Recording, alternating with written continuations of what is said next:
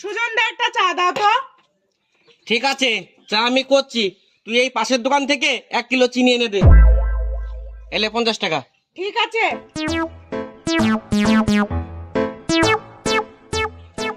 মিঠন ভাই 1 কেজি চিনি দাও তো। চিনি নিবে? হ্যাঁ। আমি চিনি ওজন করছি। ওই দোকান থেকে তোমার লেগে একটা পান এনে দে। এলে পয়সা। এ তো ভারী যন্ত্রণায় পড়ে গেল।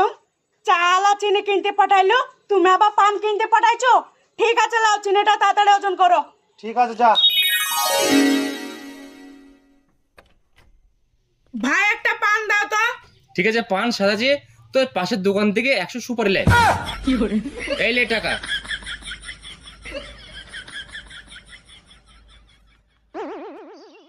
চাল আর চিনি কিনতে দিচ্ছে 50 টাকার, চিনি আলা পান কিনতে দিচ্ছে 10 টাকার, পান আলা সুপারি কিনতে দিচ্ছে 40 টাকার।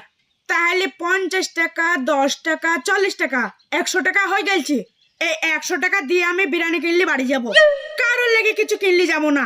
আব্বা চাও মারাক গা, যাই বিরিয়ানি কিনলে বাড়ি যাই।